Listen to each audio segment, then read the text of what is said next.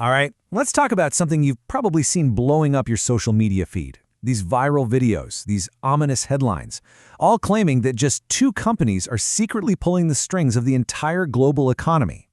I mean, these are some incredibly bold claims, and they're not just coming from random accounts. We're talking everyone from TikTok creators to presidential candidates, all painting this picture of a world where a couple of financial giants have basically gobbled up all of corporate America. So what's the truth here?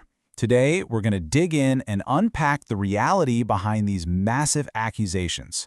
We're going to look at what these companies actually do, where their real power comes from, and what the real story might be.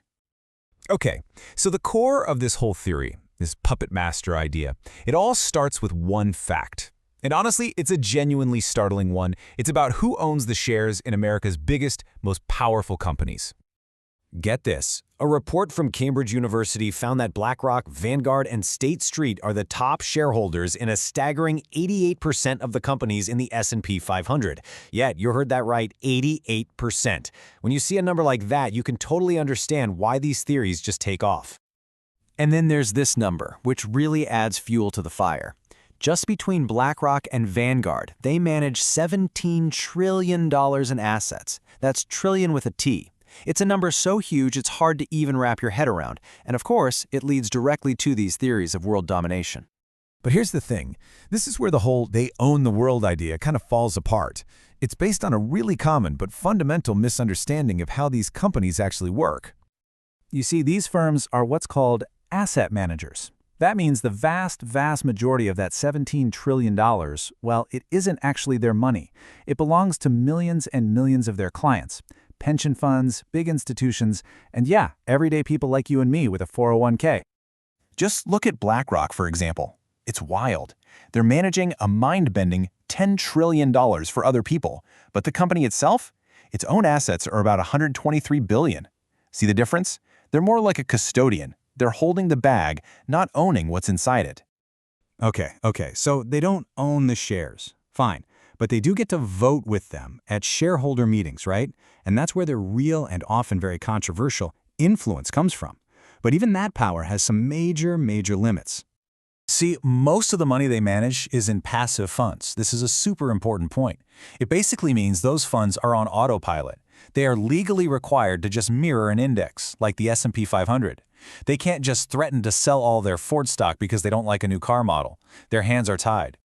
And the limits just keep coming. For one, they're almost always a minority shareholder, usually owning less than 10%. Remember that big proxy fight at ExxonMobil? They couldn't do it alone. They had to team up with other investors to win. Plus, and this is a newer thing, they're actually starting to pass the voting power directly to their clients. But the biggest check on their power is something called fiduciary duty.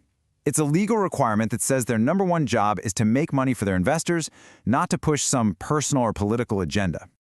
Now, before we go any further, we have to clear up something that trips everyone up, and it's super important for understanding what's really happening. BlackRock is not Blackstone. They sound almost the same, but trust me, they are totally different beasts. Here's the easiest way to think about it. BlackRock is mostly for everyday people, managing those big index funds full of public stocks you've heard of. Blackstone, they're in a whole different league. They're a private equity giant. They don't just buy a few shares, they buy entire companies, huge portfolios of real estate, and they do it mainly for the ultra-wealthy and big institutions. So, it seems like the whole stock market panic might be a little overblown, right? But, and this is a big but, that is not the whole story, not even close. While everyone's been looking over here at the stock market conspiracies, these firms have been quietly making a huge pivot towards something else entirely, something with way more direct consequences for all of us.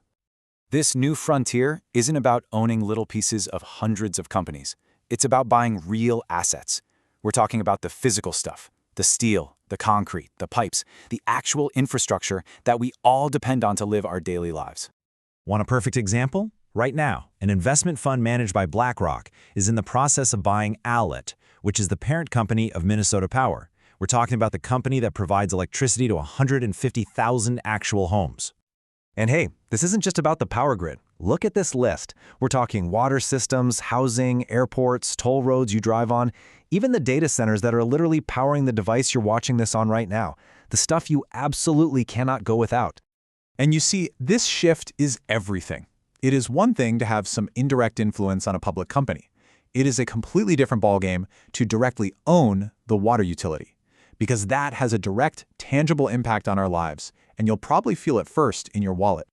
And the playbook for this is often pretty straightforward, and frankly, kind of brutal. Step 1. You buy utility, usually with a ton of borrowed money. Step 2. You cut costs, maybe skimp on maintenance, and you hike the rates on customers who literally have no other choice. And step 3, after a few years, you sell it off for a massive profit. And if you think this is just a theory, think again. Just look at what happened with a power company up in Michigan. After it was bought and sold by a couple of different private equity firms, customers got hit with four separate bill hikes. It's the same playbook time and again. And that right there is the key difference, isn't it? Their power in the stock market, it's indirect, it's a minority stake, and it's all out in the open. But owning our infrastructure, that's direct control. It's full ownership. And it gives them the power to directly affect the prices you and I pay every single month. So, at the end of the day, the real story here isn't some shadowy conspiracy to control the stock market. It's a very public, very clear strategy to buy up the physical foundations of our society. And that leaves us with a really big question to think about. What does it actually mean when the systems we need to survive stop being public services and start being treated like just another financial product designed for maximum profit?